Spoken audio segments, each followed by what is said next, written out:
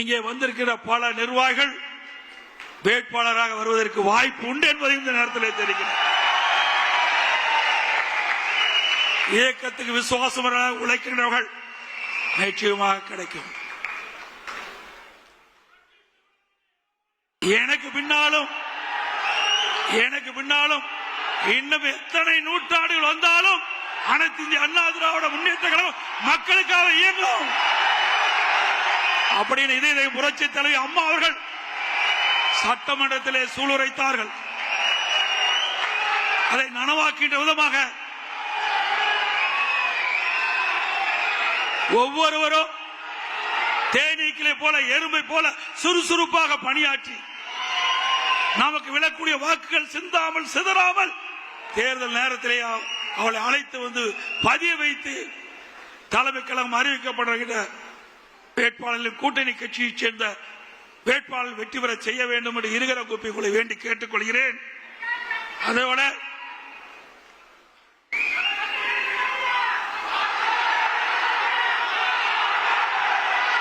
அதே போல மாண்புமிகு புரட்சி தலைவி அம்மா இருக்கின்ற பொழுது இன்னைக்கு ஏழை எளிய மக்களுக்கு தை பிறந்தால் வழிபிறக்கும் தை பண்டிகையின் போது அவர்களுக்கு பொங்கல் தொகுப்பு கொடுக்கப்படும் அறிவிப்பை கொடுத்து அந்த தை பொங்கல் என்று ஏழை வீட்டிலையும் தை பொங்கல் பொங்குகின்ற ஒரு சூழ்நிலையை உருவாக்கி தந்தவர் நம்முடைய இதய புரட்சி தலைவி அம்மா.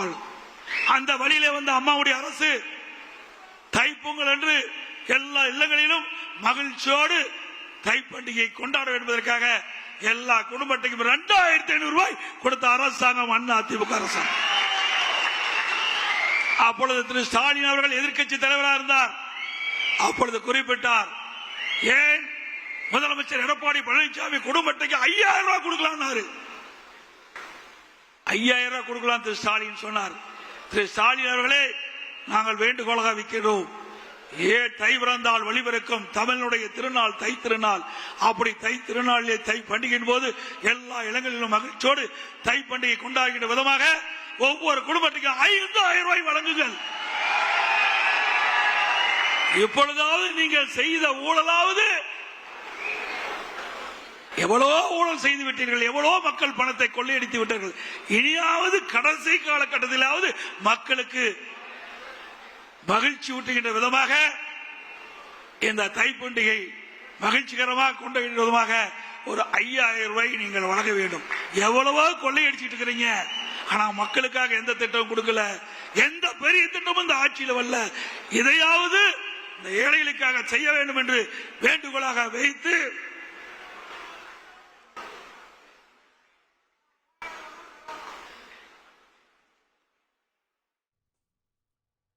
அதிமுக பொதுக்குழு மிக முக்கியமான ஒரு நேரத்தில் நடக்கிறது. தேர்தலுக்கு சில மாதங்களே இருக்கக்கூடிய நேரத்தில் தேர்தலில் என்ன முடிவு எடுப்பது அப்படின்றத பற்றி ஏற்கனவே அமைக்கப்பட்ட கூட்டணிக்கு ஒப்புதல் வாங்குவது, புதிய கூட்டணியை அமைப்பதற்கான முழு அதிகாரத்தையும் வழங்குவது அப்படின்றது தொடங்கி பல விஷயங்கள் இந்த பொதுக்குழுவில் பேசப்பட்டது. குறிப்பாக இபிஎஸ் அவர்களுடைய பேச்சு, நம்முடைய கட்சியினருக்கே சில சந்தேகம் குழப்பம் இருக்கிறது, நம்ம வெற்றி பெறுவோமா அப்படின்னு என்று பேசினார். அதில் நாமும் ஸ்ட்ராட்டஜிஸ்ட் வியூக வகுப்பாளர்கள் வச்சுருக்கோம், நமக்கும் ஒரு கணக்கு இருக்கிறது அப்படின்னு இந்த கணக்காக 210 தொகுதிகளில் வெல்லுவோம் அப்படின்றார். 210 இடங்களில் வெல்வதற்கான வாய்ப்புகள் என்ன அப்படின்னு அவர் பட்டியலிடுறாரு. குறிப்பாக நாடாளுமன்ற தேர்தலில் அதிமுக பாஜக கூட்டணி அமைத்திருந்தால் நம்ம 10க்கும் மேற்பட்ட இடங்களில் வெற்றி பெற்றிருப்போம். அது சட்டமன்ற தேர்தல் தொகுதி வாரியாக கணக்கிட்டால் 84 சட்டமன்ற தொகுதிகளில் நமக்கான வெற்றி வாய்ப்பு அப்படின்னு பார்க்கணும். 2019 நாடாளுமன்ற தேர்தலில் நாம் தோல்வியடைந்தோம். ஆனால் அதற்கு அடுத்து வந்த சட்டமன்ற தேர்தலில் 75 இடங்கள் பிடித்தோம். 2024 நாடாளுமன்ற தேர்தலில் நாம் தோல்வியடைந்தோம். ஆனால் அப்போது நம்ம பெற்றிருக்கக்கூடிய சட்டமன்ற பகுதி வாரியான வாக்கு அப்படின்றது 84 இடங்களில் வெற்றி.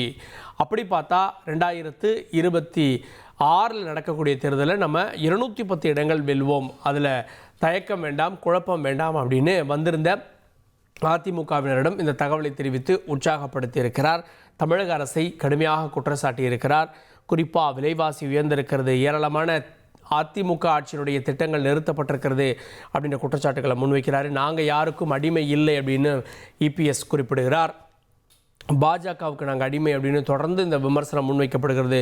நாங்கள் யாருக்கும் அடிமை இல்லை அப்படின்ற விஷயத்தை அவர் குறிப்பிடுகிறார். கல்விக் கடன் ரத்து, நீட் விலக்கு, கேஸ் மானியம் 100 ரூபாய், 100 நாள் வேலை வாய்ப்பு 150 நாள் அப்படின்றது என்ன ஆனது? காலி பணியிடங்களை நிரப்புவதில் 5 லட்சம் பேருக்கு வேலை கொடுக்கப்படும், நீங்கள் என்ன ஆனது அப்படின்ற அடுக்கடுக்கான கேள்விகளையும் அவர் முன்வைத்திருக்கிறார்.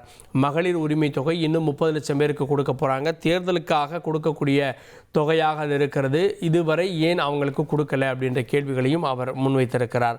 எஸ்ஐஆர் விவகாரத்தில் எதிர்ப்பதாக சொல்லிவிட்டு ஆதரவாக இருக்கிறீர்கள், ஆனால் நாங்கள் எஸ்ஐஆருக்கு ஆதரவாக பேசுகிறோம், போலி வாக்காளர்களை நீக்குவதில் என்ன தவறு இருக்கிறது அப்படின்ற கேள்விகளையும் அதிமுக பொதுச் செயலாளர் இன்றைய தினம் முன்வைத்தார். அப்படின்றது மிக முக்கியமாக இந்த தேர்தல் தொடர்பாக பேசப்பட்ட செய்திகள். குறிப்பாக கூட்டணி பற்றி கொடுக்கப்பட்ட அதிகாரம், ஓபிஎஸ் கட்சியில் சேர்க்கப்படுவாரா, அதுக்கு ஏதாவது தீர்மானம் நிறைவேற்றப்படுமா அப்படின்றதற்கெல்லாம் இல்லை அப்படின்றதாக இந்த தீர்மானம் தெரிவித்திருக்கிறது. அப்படின்றதான் இன்றைய பொதுக்குழுவினுடைய முக்கியமான சாராம்சமாக இருக்கிறது.